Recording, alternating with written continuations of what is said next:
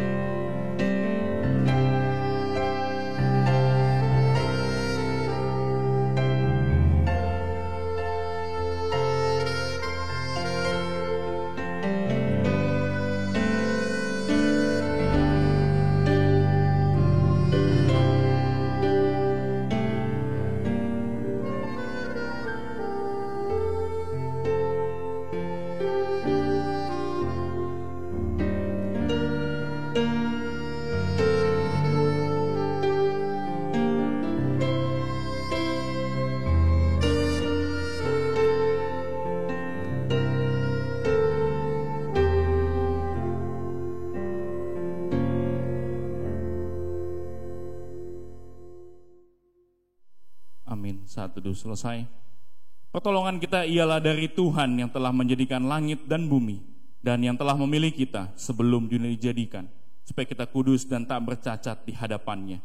Kiranya Allah Bapa yang Maha Kasih, Juru Selamat kita Yesus Kristus, dan penghiburan dari Roh Kudus menyertai ibadah kita ini dari awal hingga selesai. Amin. Jemaat silakan duduk kembali. Hari ini merupakan ibadah yang khusus, sebab hari ini GPKS Kelapa Gading memperingati ulang tahun yang ke-13 dalam penyertaan Tuhan. Di tengah masa pandemi ini, kita boleh tetap eksis, melayani jemaat, dan boleh menjadi berkat bagi banyak orang. Dan hari ini juga kita memperingati Hari Ayah Internasional, dan ibadah hari ini akan disertai dengan perjamuan kudus. Kalau kita boleh ada hingga hari ini, semua karena penyertaan Tuhan, karena kasih setianya yang tidak terbatas bagi setiap kita, dinyatakannya hari demi hari dalam kehidupan kita. Mari kita awali ibadah kita dengan penuh ucapan syukur kepada Tuhan. Naikkan pujian, tak terbatas kasih-Mu.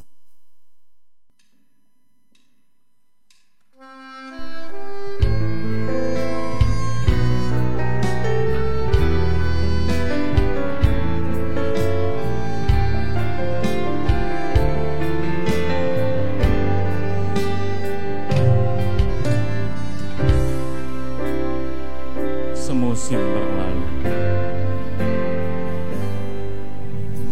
Semusim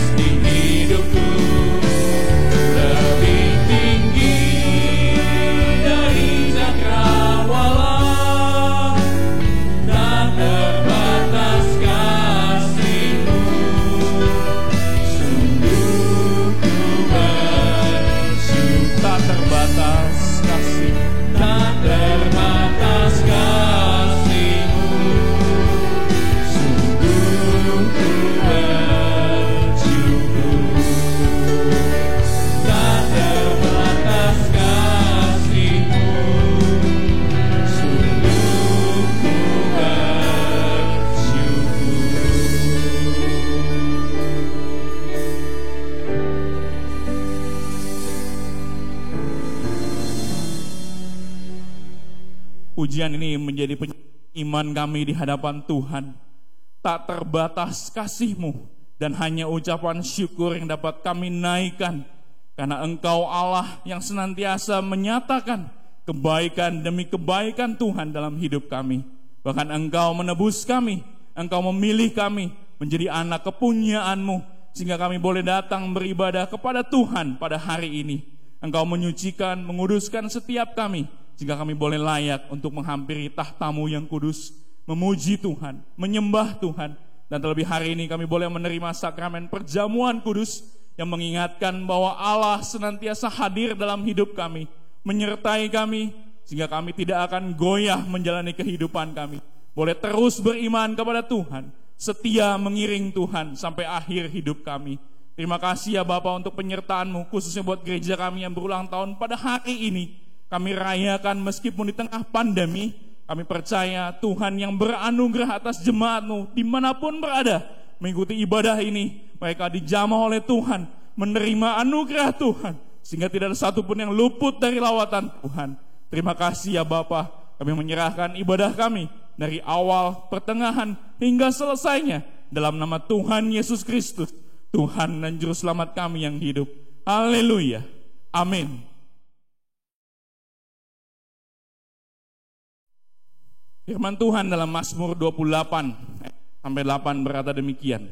Tuhan adalah kekuatanku dan perisaiku, kepadanya hatiku percaya. Aku tertolong, sebab itu beria-ria hatiku, dan dengan nyanyian aku bersyukur kepadanya.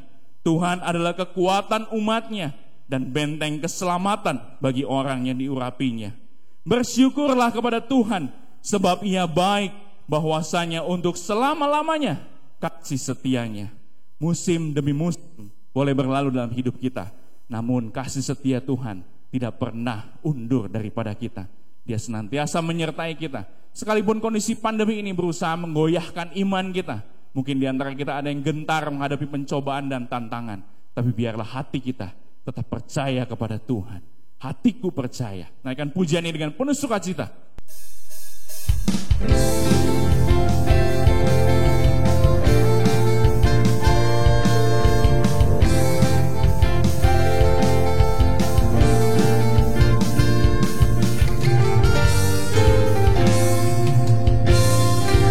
Tuhanlah kekuatan dan mazmurku.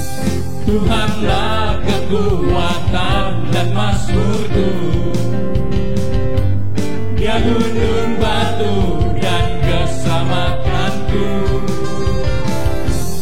Hanya padamu hatiku percaya. Kaulah menara dan kota perlindungan. Selalu bersyukur, ku mau selalu bersyukur, sebab cintamu padaku takkan pernah berubah. Hatiku percaya, walau bumi bergoncang, gunung-gunung beranjak, namun kasih setiamu tak pergi dariku. Puji nama Tuhan. Naikkan pujian ini menjadi pernyataan iman kita di hadapannya. Dia kekuatan dan mazmur kita. Kepadanya hati kita percaya.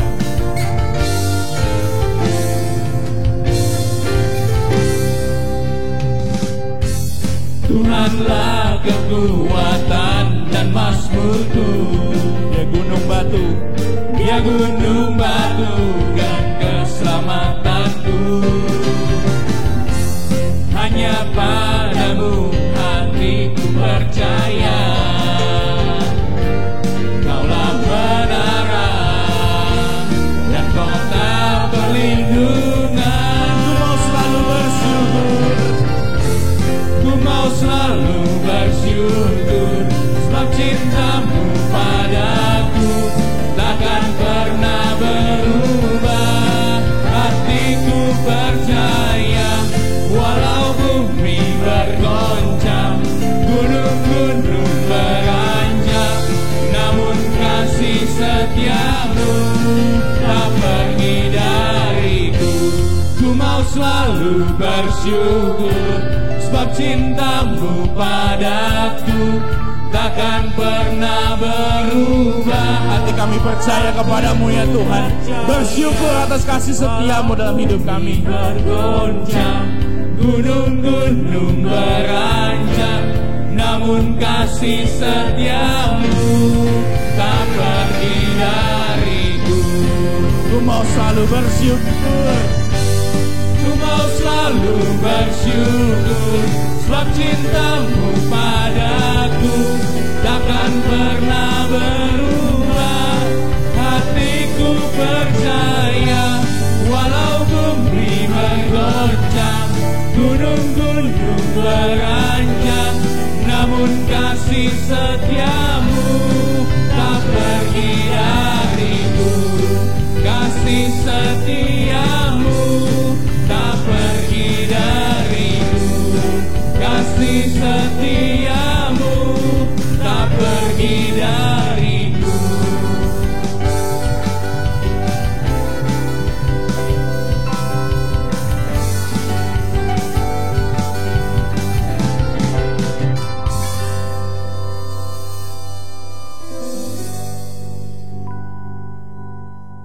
Roma 12 ayat 1 berkata demikian.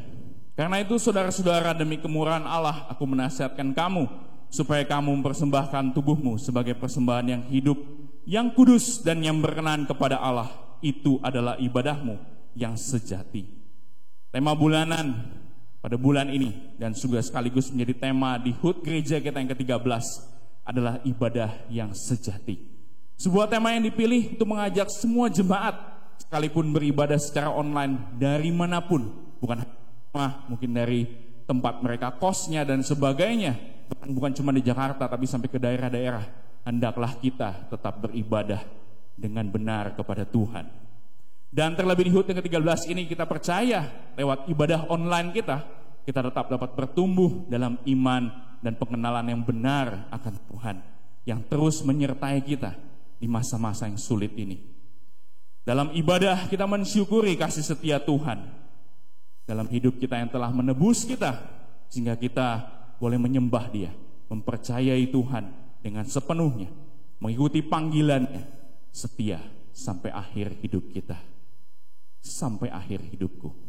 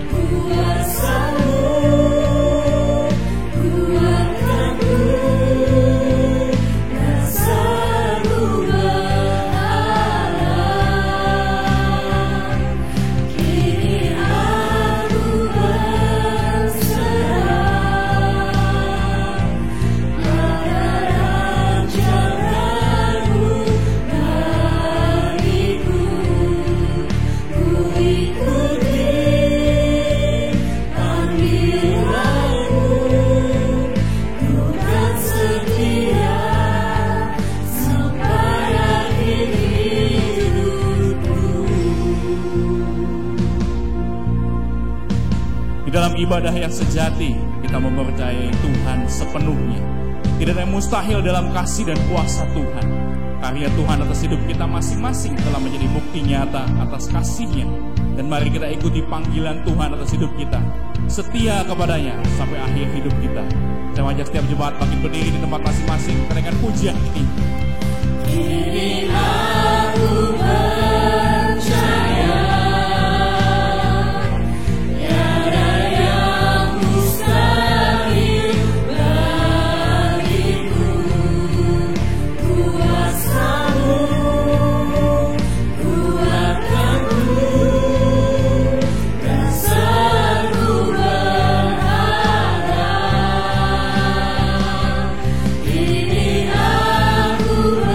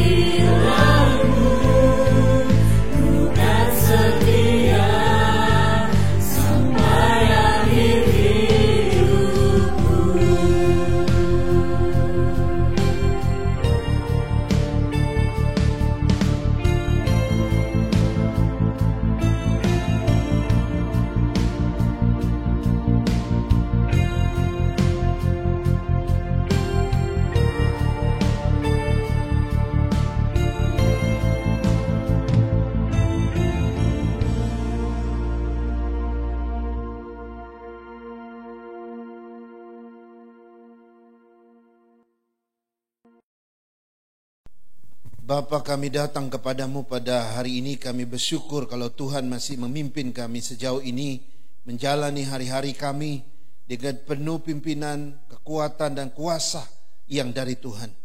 Kami tahu bahwa satu panggilan bagi kami, bahwa ketika Engkau menyelamatkan kami, maka tujuan dari penyelamat itu adalah agar kami beribadah kepada Tuhan. Sebab itulah panggilan kami dan itulah hidup kami, yaitu memuji menyembah Tuhan. Sampai akhir hidup ini kami ingin persembahkan hanya bagi kemuliaan-Mu saja. Biarlah segala kehidupan kami, seluruh keberadaan kami hanya untuk beribadah penyembahan bagi Allah. Karena itu Tuhan, terimalah kehidupan kami apa adanya, dan bagaimanapun keadaan kami ingin memberi yang terbaik bagi Tuhan. Berkati kami lihat firman-Mu. Biarlah Tuhan bukakan sekali lagi agar kehidupan beribadah kami semakin murni dan semakin sejati di hadapan Allah. Dalam nama Yesus kami berdoa. Amin. Amin. Baik Bapak Ibu Saudara-saudara sekalian, minggu lalu kita sudah melihat the true worship bagian yang kedua. Itu bicara tentang sejarah ibadah daripada perjanjian lama. Kita sudah melihat dari zaman dunia kuno, mulai dari Adam, Nuh, lalu Abraham, Ishak dan Yakub. Lalu kita turun sampai ke zaman Musa, kemudian zaman raja-raja yang terkenal seperti Daud, Salomo dan Hizkia, sehingga akhirnya ada pujian ya yang menjadi warisan bagi gereja hari ini. Kemudian zaman perjanjian baru, di mana gereja mulai menyembah kepada Kristus sebagai Tuhan, dan akhirnya sampai kepada gereja modern hari ini. Nah, hari ini kita akan melihat ibadah yang sejati yang ketiga, ya. Yang bagian ketiga ini bicara tentang apa? Ini bicara tentang apakah dasar utama dari ibadah yang sejati itu, atau apakah yang menjadi pondasi utama daripada ibadah yang murni itu. Kita akan lihat dua teks Alkitab. Saya akan baca untuk kita. Yang pertama adalah Keluaran 28 ayat 10 sampai 13. Nanti kita akan lihat yang kedua Yohanes 1 ayat 51. Saya akan baca dulu Keluaran 28 ayat 10 sampai yang ke-13. Demikian firman Tuhan. Maka Yakub berangkat dari Berseba dan pergi ke Haran. Ia sampai ke suatu tempat dan bermalam di situ karena matahari telah terbenam. Ia mengambil sebuah batu yang terletak di tempat itu dan dipakainya sebagai alas kepalanya, lalu membaringkan dirinya di tempat itu. Maka bermimpilah ia, di bumi ada didirikan sebuah tangga yang ujungnya sampai ke langit, dan tampaklah malaikat-malaikat Allah turun naik di tangga itu. Berdirilah Tuhan di sampingnya dan berfirman, Akulah Tuhan Allah Abraham nenekmu dan Allah Ishak. Tanah tempat engkau berbaring ini akan kuberikan kepadamu dan kepada keturunanmu. Yang kedua, itu Yohanes 1 ayat 51. Ini perkataan Yesus. Lalu kata Yesus kepadanya, Aku berkata kepadamu, sesungguhnya engkau akan melihat langit terbuka dan malaikat-malaikat Allah turun naik kepada anak manusia. Saudara, dari dua teks Alkitab ini ya sama-sama bicara tentang pengalaman Yakub ya, ketika Yakub pergi ke Berseba melarikan diri dari Esau yang hendak membunuh dia. Lalu dia sampai pada satu tempat, di situ dia bermimpi. Dia bermimpi, dia melihat ya satu tangga yang dibuat dari bumi sampai ke langit ujungnya. Dan dia melihat ada malaikat Tuhan turun naik di tangga itu. Ya, kita sering lihat gambar ini ya. Kemudian tiba-tiba ada Tuhan berdiri di dekat di tangga itu dan di dekat dengan Yakub, dan Tuhan berfirman. Dia mengatakan bahwa Akulah Allah Abraham dan Ishak, dan aku akan memberikan tanah ini kepadamu dan keturunanmu. Nah, waktu Yakub bangun, Yakub merasa ada satu perjumpaan dengan Tuhan yang luar biasa. Akhirnya batu yang dijadikan alas kepalanya tadi didirikan sebagai mezbah. Lalu dia mengurapi mezbah itu dengan minyak. Dan tempat itu dinamakan Betel. Betel artinya apa? Betel artinya rumah Allah. Sebab disitulah dia berjumpa dengan Tuhan. Lalu di dalam perjanjian baru, kejadian di dalam dari Keluaran 28 ayat 12 ini dikutip dalam Yohanes 1 ayat 51 oleh Yesus sendiri. Dia mengutip Keluaran 28 ayat 12 ini, dia berkata bahwa malaikat-malaikat Allah turun naik kepada anak manusia, yaitu Yesus Kristus. Nah, dari dua teks ini saudara, ada satu gambaran yang sangat menarik berbicara tentang ibadah atau dasar daripada ibadah atau pondasi daripada ibadah. Yaitu gambaran tentang apa? Ini gambaran tentang anak tangga, saudara-saudara. Ya, gambaran tentang anak tangga. Ini gambaran ibadah yang mau dilukiskan dengan gambaran anak tangga. Saudara, kita bersyukur karena Alkitab kita ini banyak dengan metafora-metafora ya.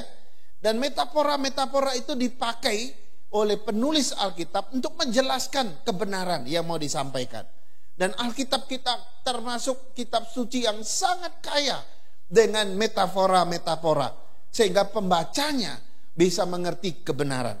Nah, salah satu metafora yang dipakai di dalam bagian ini adalah metafora tentang anak tangga. Nah, metafora anak tangga ini oleh John Calvin ini menyebutkan bahwa anak tangga itu untuk menjelaskan ibadah sebenarnya. Ya. Bahwa ibadah itu bagaikan anak tangga. Ini menarik ya. John Calvin mengatakan bahwa ibadah kita, ibadah yang sejati itu seperti anak tangga, saudara. Ya, yang dimana kita bisa lewat anak tangga itu kita berjumpa Tuhan. Ya, lewat anak tangga itu kita bertemu Tuhan. Lewat anak tangga itu kita menghampiri Tuhan. Menarik kan? Nah, pertanyaannya adalah anak tangga itu mensimbolkan siapa?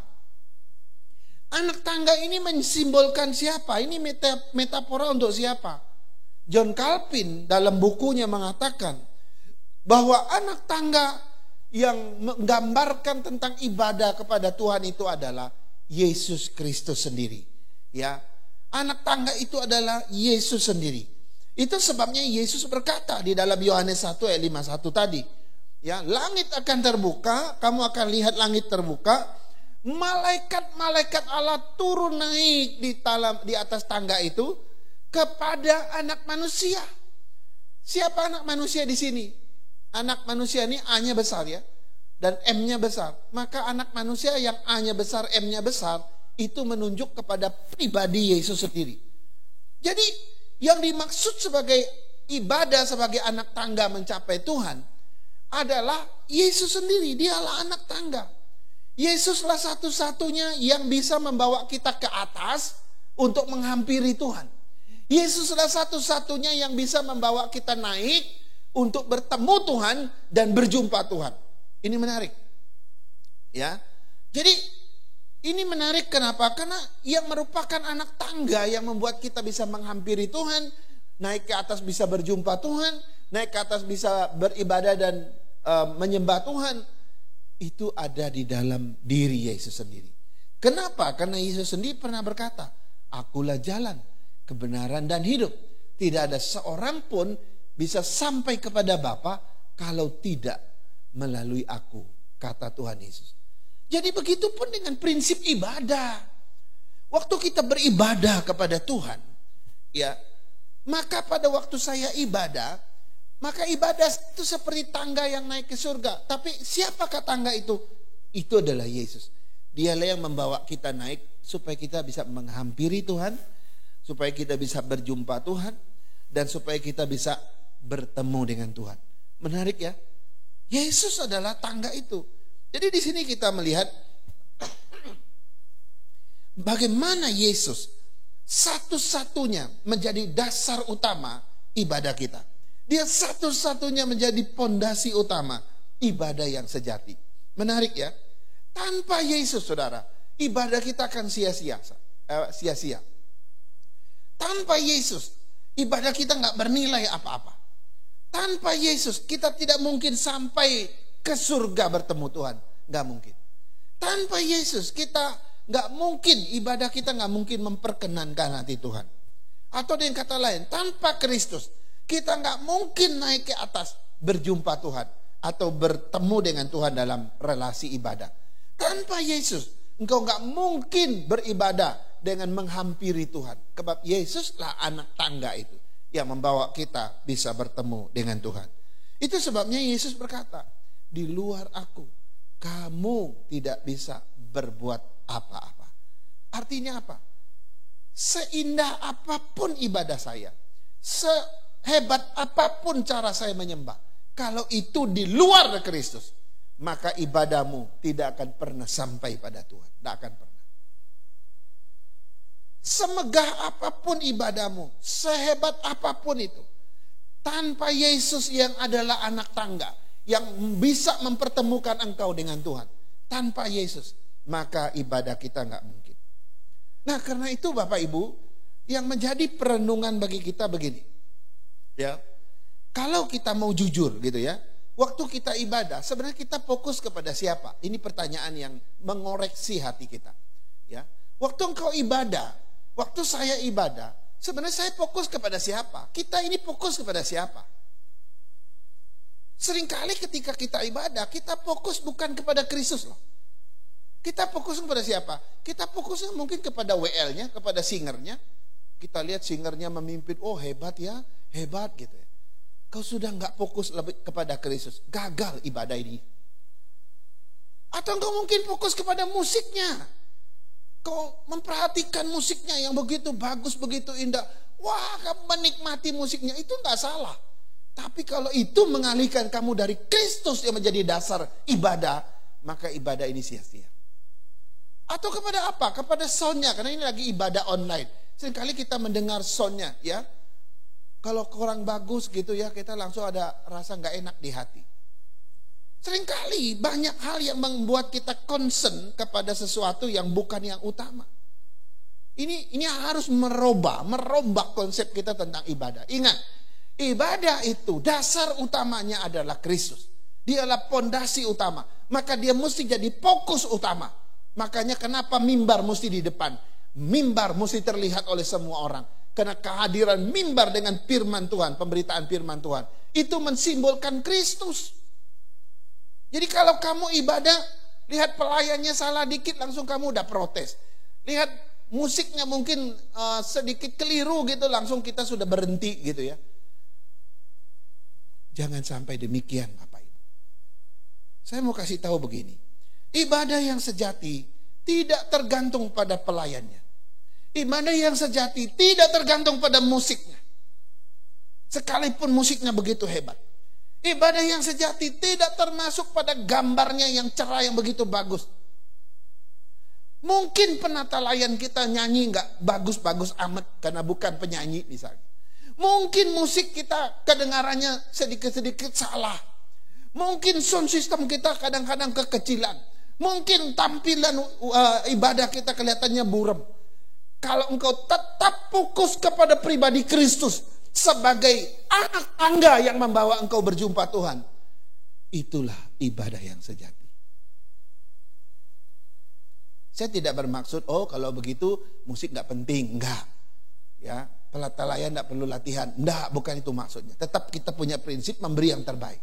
Tetapi itu bukan fokus, ingat baik-baik. Itu bukan fokus ibadah yang sejati.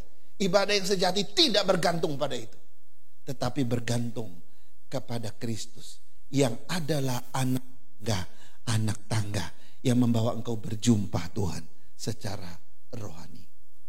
Saudara, waktu saya belajar bagian ini, iya, seringkali kita gagal ya. Seringkali kita gagal. Ya, fokusnya kepada yang lain, saudara-saudara. Kenapa Yesus begitu penting? Saudara, sama halnya ketika Yesus berkata, seandainya Kristus enggak bangkit, maka sia-sialah iman orang percaya. Saya ulangi sekali, Paulus dengan tegas berkata, seandainya Kristus tidak bangkit, maka sia-sialah iman orang percaya. Saudara, ini indikasinya atau implikasinya gimana? Kalau Kristus itu dicabut dari kekristenan, maka yang tinggal itu adalah kekristenan yang kosong. Dan itu gak ada guna. Hal yang sama terjadi dalam ibadah. Kalau Kristus dicabut dari ibadah kita, kalau Kristus ditiadakan dari ibadah kita, maka ibadah kita bukanlah ibadah yang sejati. Itu ibadah yang nol di mata Tuhan. Ayo saudara, saya berharap di usia gereja kita yang 13 tahun ini, ayo ibadah kita makin diperbaiki. GP Kris ingin menghadirkan ibadah yang terbaik buat Bapak Ibu. Agar ibadahmu betul-betul memperkenankan hati Tuhan. Ayo para bapak-bapak, ini juga adalah hari ayah. Hadirkan ibadah yang sejati di rumah tanggamu. Hadirkan ibadah yang memfokus kepada Kristus di dalam setiap ibadah-ibadah mesbah keluargamu. Ini penting. Jadi pengalaman daripada Yakub bertemu Tuhan, ada tangga dari bumi sampai ke atas, ke sana. Lalu ada malaikat turun naik dan ada Tuhan berdiri. Anak tangga itu melukiskan sang perantara kita, yaitu Yesus Kristus, juru selamat. Saya akan lanjutkan lagi. Kita melihat tadi bahwa gambaran ibadah di dalam dua teks tadi, itu pertama kita lihat gambaran tentang anak tangga. Sekarang kita lihat yang kedua, itu gambaran dalam perjamuan kudus. Ya, gambaran di dalam sakramen perjamuan kudus. Saudara-saudara, di dalam doktrin John Calvin, dan John Calvin membangun doktrinnya berdasarkan Alkitab. Ini bukan teori manusia ya. Jangan sampai kita salah pikir, itu kan pikirannya John Calvin. No, semua ajaran John Calvin, khususnya bapak-bapak gereja, itu didasarkan pada fakta biblika yang sangat kuat. Ya, di dalam ajaran dan doktrin John Calvin, ya, dia memiliki satu konsep tentang sakramen perjamuan kudus.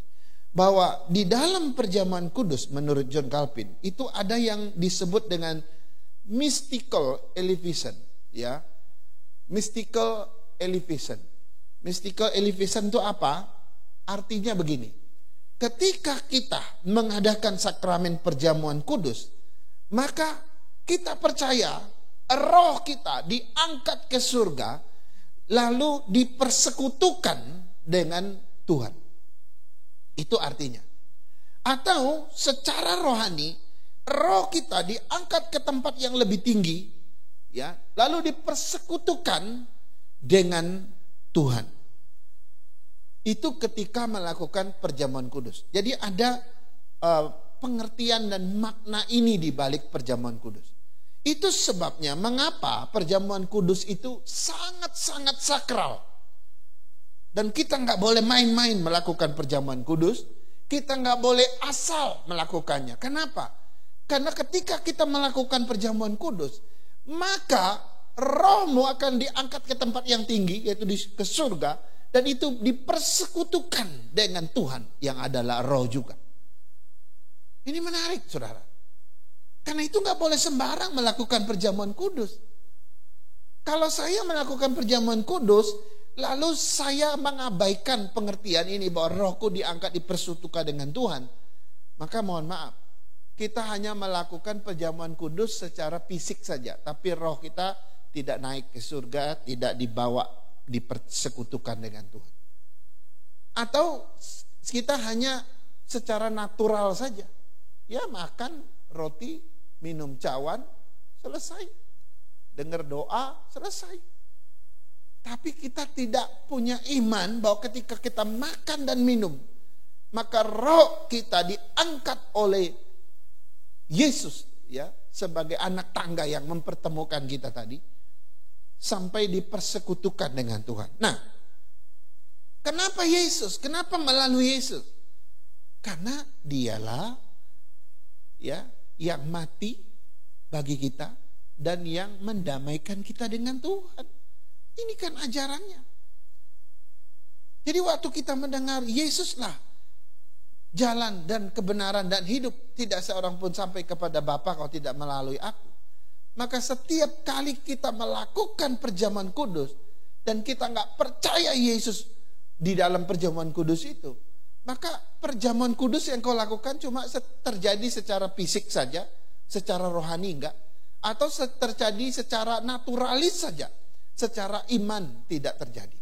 Padahal di dalam ajaran yang sebenarnya, ketika kita makan dan minum, maka pada saat yang sama roh kita diangkat untuk dipersekutukan dengan Tuhan. Karena itu perjamuan kudus sangat-sangat sakral, Bapak Ibu. Kita benar-benar harus sungguh-sungguh melakukan. Kalau kita hanya melakukannya tanpa makna ini, maka saya secara naturalis, secara fisik saja, ya, saya cuma ada di gereja saja, tapi roh saya tidak dipersekutukan dengan Tuhan. Maka kalau demikian, untuk apa? Ini sama dengan ibadah, saudara. Ya. Jadi siapa yang mengangkat roh kita untuk dipersekutukan dengan Allah Bapa? Siapa yang mengangkat rohani kita untuk berjumpa dengan Tuhan di tempat yang tinggi? Siapa? Sekali lagi jawabannya, Yesus Kristus yang adalah juru selamat sang perantara itu. Jadi kita mengadakan perjamuan kudus itu memang simbolis, ya, simbol dari tubuh dan darah Kristus. Sebab nanti lewat tubuh itulah dan lewat darah itulah kita dipersekutukan dengan Allah secara rohani. Jadi tanpa Kristus, roh kita nggak mungkin dipersekutukan dengan Tuhan. Tanpa Kristus, rohku nggak mungkin naik ke atas untuk bersekutu dengan Tuhan. Itu nggak mungkin. Karena apa? Karena itu perlu menjadi perenungan bagi kita. Tidak semua orang yang melakukan sakramen perjamuan kudus itu dipersekutukan dengan Tuhan secara rohani. Enggak semua. Ya. Ada yang diangkat, ada yang tidak diangkat rohnya. Kenapa? Karena bisa saja orang yang hadir di situ dia hanya melakukan secara naturalis saja atau secara fisik saja, tetapi secara rohani enggak. Itu sebabnya setiap kali kita mau adakan perjamuan kudus, bagian dari ibadah kita. Dan ini justru ibadah yang paling dalam dari semua ibadah. Paling inti dari semua ibadah, yaitu melakukan sakramen ini. kita mesti diumumkan 1 minggu sebelumnya. Supaya apa? Supaya kita persiapkan hati kita. Ingat, ini saat perjamuan kudus, saat itu adalah saat engkau akan dipersekutukan terus menerus dengan Tuhan. Makanya sakral sekali. Ya. Ada sebagian orang yang dipersekutukan oleh Tuhan, tapi ada yang tidak. Maka dia tetap di gereja atau dia tetap di sini, rohnya tidak dipersekutukan dengan Tuhan. Kalau sudah demikian, sayang sekali. Ya, sayang sekali, saudara-saudara. Maka itu bagian dari ibadah yang gak ada gunanya. Nah, sebagai kata-kata terakhir dari saya bahwa 2 gambaran ini itu sama-sama menggambarkan kesejatian daripada ibadah ataupun perjamuan kudus yang kita lakukan, ya. Setiap kali kita ibadah, maka ingat, pondasi utama itu adalah Kristus yang telah mati bagi kita dan bangkit bagi kita, dan dia telah mendamaikan kita dengan Bapa, dan lewat dialah dia diumpamakan seperti anak tangga yang membawa kita berjumpa Tuhan, yang membawa kita ke atas untuk menghampiri Tuhan, yang membuat kita bisa berjumpa dan bertemu dengan Tuhan. Tanpa Kristus, ibadah kita gak mungkin sampai kepada Tuhan. Karena itu saudara, maka kita mesti mulai dari fokusnya. Fokus utama kita adalah kepada Kristus, bukan yang lain. Ya, bisa saja orang gak bisa nyanyi, mungkin karena lagi sakit gigi, sehingga yang keluar hanyalah desas-desus daripada mulutnya saja, gak ada suara. Bagi kita manusia yang ada di sebelah orang itu, mungkin kita bilang ini nyanyinya orang ini kayak orang bisu, dan ini nggak merdu sama sekali. Tapi bisakah kita menjamin di hati nyanyian yang tidak merdu, yang kita cap nggak merdu itu nggak diterima Tuhan? Tidak. Ada banyak orang nggak punya karunia menyanyikan. Dia menyanyi juga susah dan mungkin males sekali suaranya. Tetapi kalau dia fokus kepada dasar utama ibadah itu, maka ibadah orang itu ibadah yang sejati. Tapi mungkin kita seorang yang hebat sekali menyanyi. Kita seorang yang hebat sekali dalam melaksanakan ibadah kita. Tapi kita fokus kepada yang bukan dasar utama. Maka itu bukan ibadah yang sejati. Ini penting. Karena itu mulai hari ini, saya ingin kita mengubah fokus kita. Ayo, setiap ibadah kita, apapun hasil rekaman tim ibadah kita, ya mungkin suatu saat dia burem kan, atau mungkin suatu saat kita nggak mendengar musik yang indah, jangan fokusnya di situ. Tetap memuji Dia, Yesus Kristus.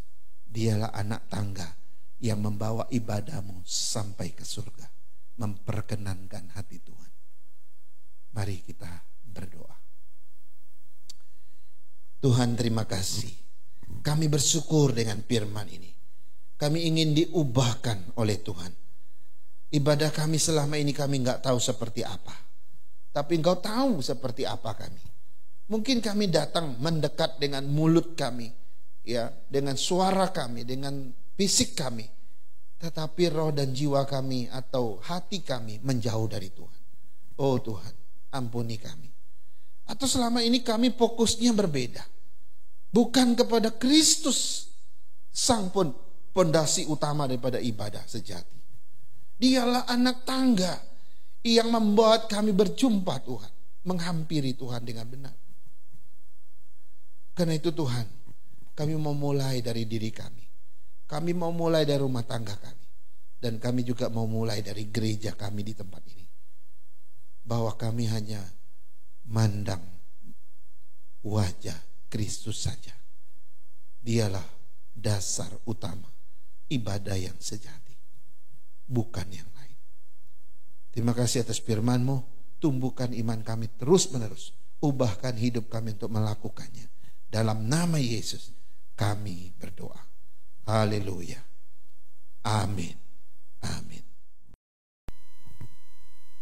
Baik jemaat Tuhan, kita siapkan hati kita untuk menerima sakramen perjamuan kudus. Saudara-saudara yang terkasih di dalam Tuhan Yesus Kristus, sekarang sebentar lagi kita akan menerima sakramen perjamuan kudus. Sebab itu marilah kita mendengar terlebih dahulu pengajaran Tuhan tatkala perjamuan kudus ditetapkan. Rasul Paulus berkata kepada orang-orang Kristen di Korintus, Dalam suratnya pertama Korintus 11 ayat 23 sampai 30 demikian. Sebab apa yang telah kuteruskan kepadamu telah aku terima dari Tuhan, yaitu bahwa Tuhan Yesus pada malam waktu ia diserahkan mengambil roti, dan sesudah itu ia mengucap syukur atasnya, ia memecah-mecahkannya dan berkata, inilah tubuhku yang diserahkan bagi kamu, perbuatlah ini menjadi peringatan akan aku. Demikian juga ia mengambil cawan sesudah makan, lalu berkata, cawan ini adalah perjanjian baru yang dimeteraikan oleh darahku. Perbuatlah ini setiap kali kamu meminumnya, menjadi peringatan akan aku.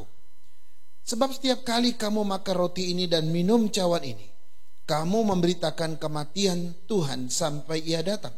Jadi barang siapa dengan cara yang tidak layak makan roti dan minum cawan Tuhan, ia berdosa terhadap tubuh dan darah Tuhan. Karena itu, hendaklah tiap-tiap orang menguji dirinya sendiri, dan baru sesudah itu ia makan roti dan minum dari cawan itu. Karena barang siapa makan dan minum tanpa mengakui tubuh Tuhan, ia mendatangkan hukuman atas dirinya.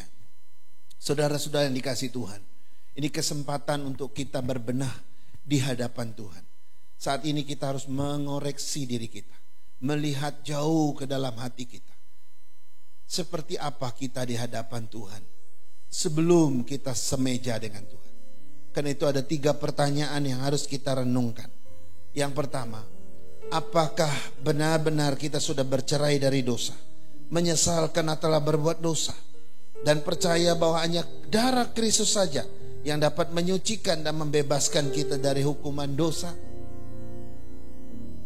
Yang kedua, apakah kita sungguh-sungguh percaya bahwa kita sudah ditebus oleh kematian Tuhan Yesus, bahwa Kristus Yesus tidak bercelah, dan dengan kebenarannya kita telah dibenarkan di hadapan Allah Bapa? Yang ketiga, kita harus memeriksa hati kita. Apakah dalam sepanjang hidup ini kita mau terus taat dan setia kepada Tuhan, dan berharap akan diperlengkapi oleh Roh Kudus supaya kita dapat berjalan bersama Tuhan sampai ia datang? Bapak Ibu, mari kita tundukkan kepala kita. Kita mohon kelayakan dari Tuhan. Kita minta pengampunannya, agar ketika kita makan dan minum dari sakramen ini, kita boleh dilayakkan oleh Tuhan. Mari kita berdoa. Iya Bapa, kami terbuka di hadirat Tuhan. Tidak ada satupun yang tersembunyi di dalam diri kami, karena Engkau Maha tahu. Bahkan Engkau bisa melihat jauh ke dalam kehidupan ini. Kau bisa tahu jauh ke dalam hati kami. Jika barangkali kami telah menyimpan sesuatu yang tidak memperkenankan Tuhan, Tuhan tunjukkanlah, sehingga setiap kesalahan kami, setiap dosa kami, tidak ada satupun yang tidak diakui di hadapan-Mu. Sebab ketika kami mengakui dosa kami, maka Engkau yang adalah Allah yang setia dan adil akan menyucikan hati kami dan hidup kami. Sekalipun dosa kami merah seperti kirmisi, akan seperti putih seperti bulu domba. Sekalipun dosa kami merah seperti kain kesumba, akan menjadi putih seperti salju. Tuhan, kami mengakui segala perbuatan-perbuatan kami yang tidak berkenan di hadapan. Keterbatasan kami, kelemahan kami, seringkali kami menjadikan alasan untuk melakukan segala kejahatan, sehingga olehnya kami telah mencemarkan kekudusan. Pikiran perasaan kami, kata-kata kami, keputusan-keputusan kami yang ceroboh dan sembrono, seringkali tidak memuliakan Tuhan. Tuhan, ampunilah kami. Berkati setiap jemaat-Mu yang sedang berkata-kata dalam hatinya, yang saat ini sedang mengakui dosa-dosanya. Tuhan, Engkau yang setia dan adil, oleh darah Kristus Kau akan layak dan menyucikan setiap kami. Dan mereka yang sakit dan lemah, yang punya masalah, biarlah oleh bilur-bilur Kristus dikuatkan, diberikan jalan keluar, dipulihkan dari segala penyakit dan kelemahan. Terima kasih Tuhan. Sebentar kami makan dan minum, biar Roh Kudus menuntun kami untuk semeja dengan Tuhan di dalam kebenaran-Mu. Di dalam nama Tuhan Yesus kami berdoa atas pengampunan ini. Amin. Amin. Baik Bapak Ibu, sebelum kita makan roti dan minum cawan Tuhan, mari kita naikkan satu pujian, Salib Hina, bait pertama, bait yang kedua.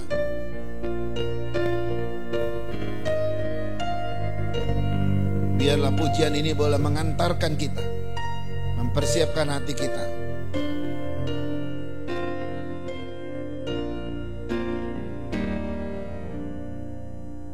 Di bukit Golgota tampaklah salibnya, tanda hina dan derita.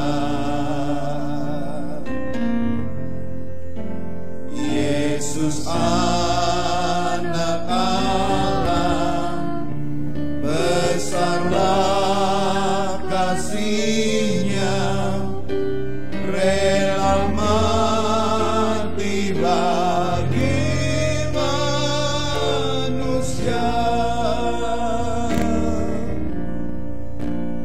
Maka ku tinggikan salib-Nya, sampai ku berjumpa dengan Dia. Ku mau tanggung salib yang hina,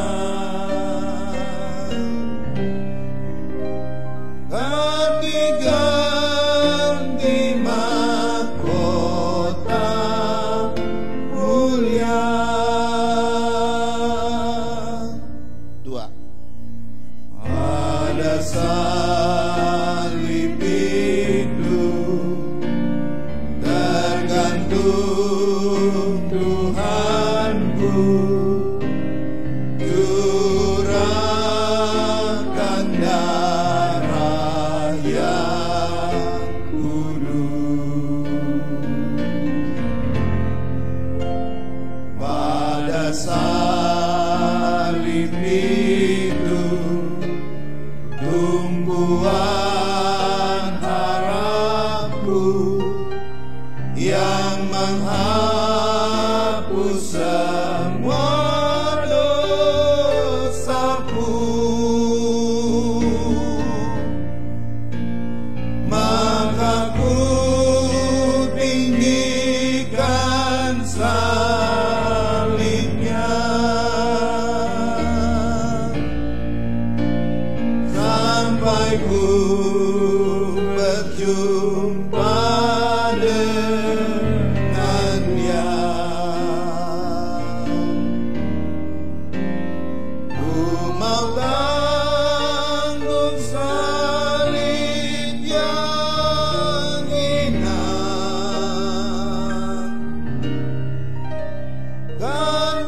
ganti mahkota mulia.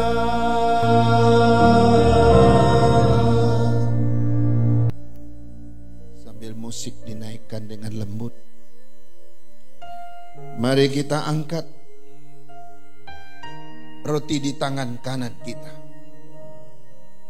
Saya minta jemaat untuk berdiri dan dengarkan firman Tuhan. Sebab apa yang telah kuteruskan kepadamu telah aku terima dari Tuhan, yaitu bahwa Tuhan Yesus pada malam waktu Ia diserahkan mengambil roti, dan sesudah itu Ia mengucap syukur atasnya. Ia memecah-mecahkannya dan berkata, inilah tubuhku yang diserahkan bagi kamu. Perbuatlah ini menjadi peringatan akan aku. Dalam nama Yesus, mari kita makan bersama-sama.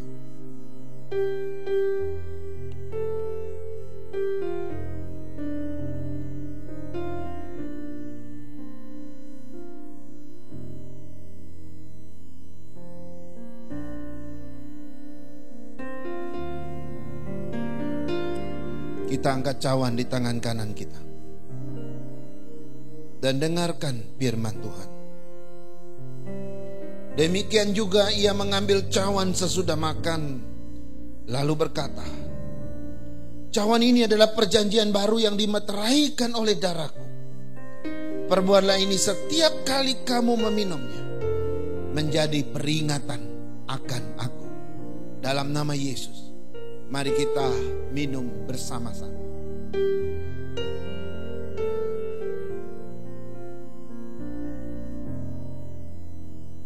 Oh haleluya.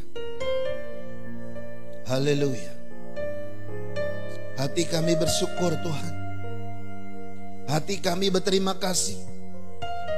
Karena Allah yang maha mulia, maha agung, maha besar itu telah merencanakan suatu keselamatan kekal bagi kami. Jika kami ada hari ini dengan penuh sukacita di hadapan Allah, semua karena telah dirancangkan Tuhan. Di dalam Kristus Yesus yang telah mati di kayu salib, kami telah diangkat menjadi anak, diselamatkan dan dipulihkan. Terima kasih Tuhan. Yang harusnya kami binasa, harusnya kami yang dihukum di atas kebinasaan itu, tapi Engkau telah mengambil tempat itu bagimu. Dan olehmu maka kami semua yang Engkau pilih sebelum dunia dijadikan telah diselamatkan oleh Tuhan. Tuhan terima kasih. Biarlah kami semua boleh mensyukuri kasih dan anugerah Tuhan yang luar biasa ini. Sehingga dalam kehidupan sehari-hari kami hidup bagi Tuhan. Kami akan melayani Tuhan, mengabdikan diri kami sampai akhir kepada Tuhan. Engkau yang telah mati, telah mengampuni segala dosa kami, dan telah memberikan jaminan keselamatan hidup yang kekal bagi setiap mereka yang percaya. Tuhan terima kasih.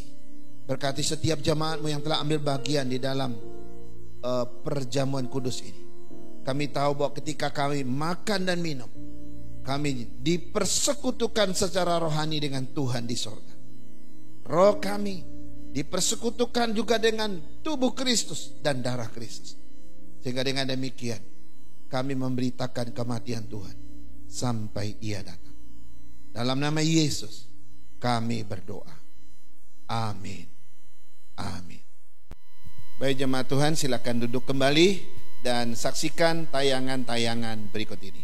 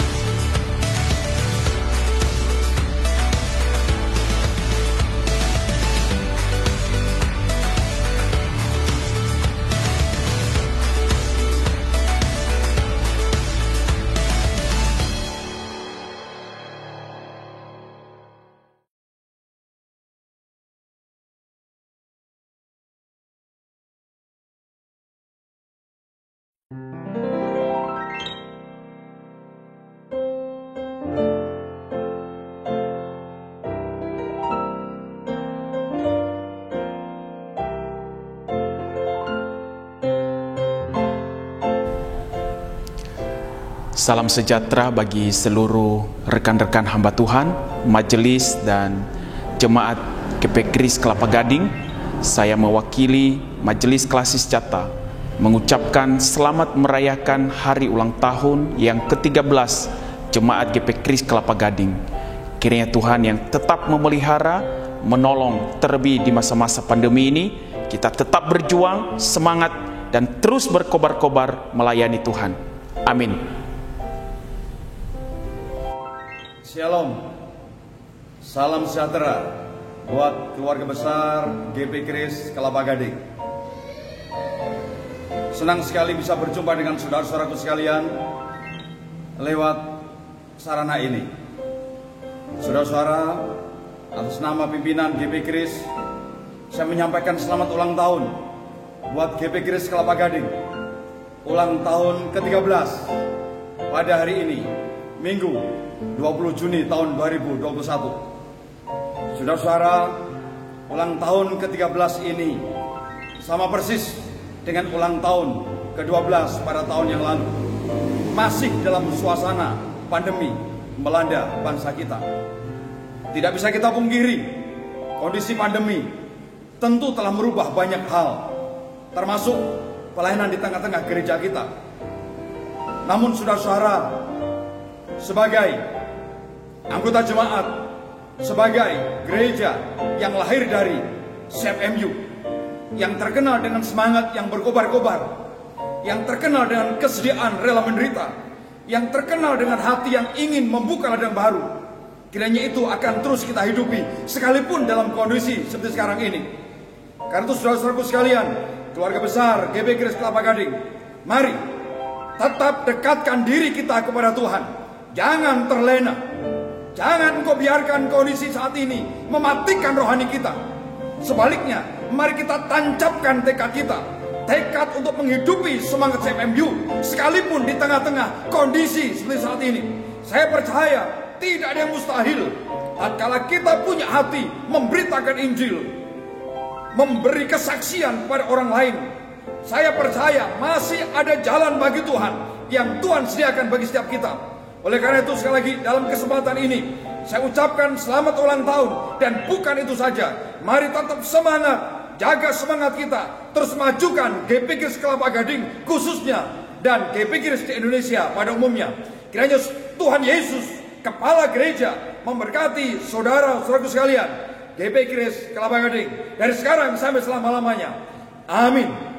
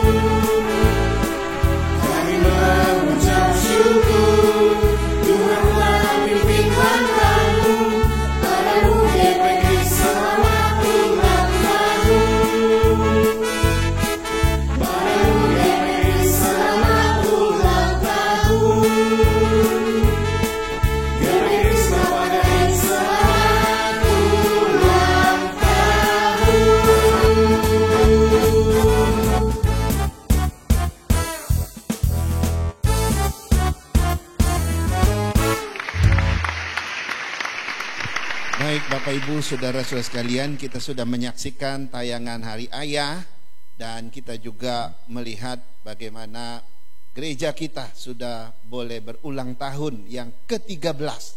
Saya harap kita boleh terus bertumbuh di usia kita yang ke-13 ini, dan juga para ayah boleh berperan lebih lagi menjadi berkat di gereja ini dan juga di rumah tangga masing-masing. Baik, mari kita akan akhiri ibadah kita. Saya undang kita bangkit berdiri, kita naikkan pujian doksologi. Puji Allah Bapa Putra, puji Allah Roh Kudus, ketiganya yang esa. Mohon selamat sumber berkah. Amin.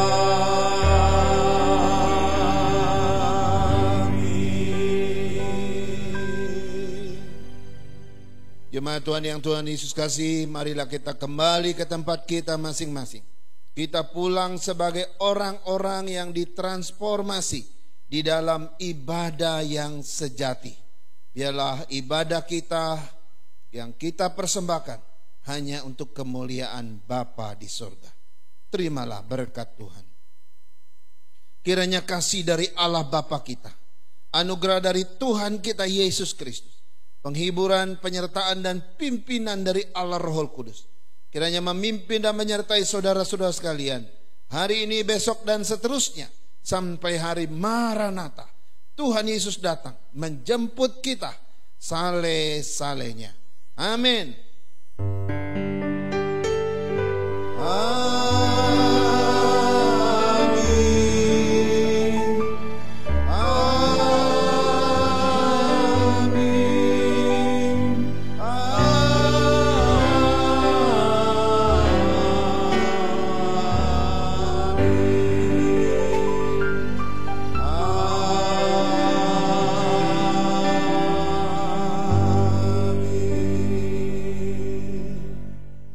Amin. Silakan duduk kembali. Saat teduh, sebentar kita akan mendengarkan warta.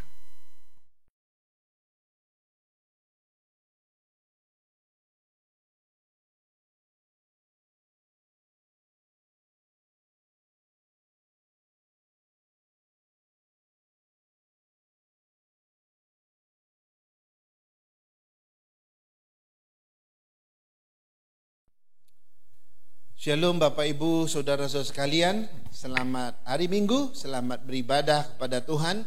Kami berharap ibadah-ibadah kita terus menumbuhkan iman, menguatkan iman di tengah-tengah pandemi ini. Saya atas nama Gembala Sidang dan para diaken pertama-tama mengucapkan selamat Hari Ayah kepada para ayah. Kita doakan supaya ayah-ayah kita yang ada di tengah-tengah kita boleh menjadi ayah yang baik. Dan mereka boleh menjadi terang dan garam, tidak hanya bagi keluarga, tetapi juga bagi masyarakat sekitar dan dunia. Yang kedua, saya juga mengucapkan selamat ulang tahun kepada kita semua. Ini adalah ulang tahun GP Kris Kelapa Gading yang ke-13.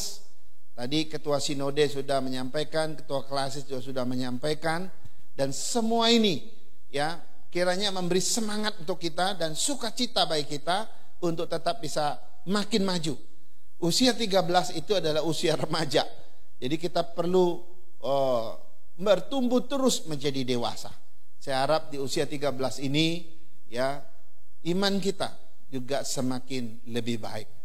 Kemudian saya memberitahukan beberapa hal yang merupakan kegiatan sepekan kita. Hari Kamis, jangan lupa ini Kamis keempat, maka ini adalah persekutuan faith, yaitu melalui aplikasi Zoom. Jadi seperti biasa kita ada ibadah, lalu ada studi kasus mungkin atau game, kemudian ada firman Tuhan. Ayo kita ajak keluarga kita untuk hadir, dan saya pun akan hadir dan keluarga. Mengingat hari itu kami sedang berada di luar kota dan saya akan hadir dari sana. Dan saya juga masih melayani juga dari sana. Kemudian yang berikut hari Sabtu dan sore Sabtu ya dan malamnya, jangan lupa itu remaja kita dan juga pemuda kita. Jadi kita dukung anak-anak muda kita juga bertumbuh di tengah-tengah pandemi ini dalam studi mereka dan juga dalam menjelang mereka mencari pekerjaan atau pekerjaan yang sudah mereka lakukan agar mereka tetap dalam pimpinan Tuhan. Dan hari Minggu seperti biasa pukul 9 pagi untuk kelas-kelas sekolah minggu kita dorong anak cucu kita, dan juga 10.30 ibadah umum kita. Mari kita hadir untuk mengakhiri tema bulanan kita sepanjang bulan Juni ini tentang ibadah yang sejati. Saya harap kita tidak kehilangan satu pelajaran pun agar kita semakin baik dan semakin bertumbuh dalam ibadah yang sejati. Terakhir, saya menyampaikan selamat kepada saudara Piska dan saudara Ivan yang telah melaksanakan pernikahan mereka kemarin tanggal 19 Juni. Kita berikan selamat kepada keluarga baru ini, dan tentu mereka akan belajar berumah tangga sesuai dengan bimbingan firman Tuhan yang telah mereka pelajari. Kita doakan supaya keluarga baru ini sukses dalam perjalanan mereka ke depan. Dan hamba Tuhan beserta para majelis juga berterima kasih kepada Bapak Ibu semua yang dengan setia dan rela memberikan persembahan perpuluhan kepada Tuhan. Kami berdoa Tuhan Yesus memberkati Bapak Ibu dengan caranya yang ajaib. Demikian warta dari kami. Kiranya Tuhan menolong kita, memimpin kita sepanjang minggu ini, dan sampai bertemu kembali minggu yang akan datang. Shalom. Bapa, Engkau mengenalku lebih dari siapa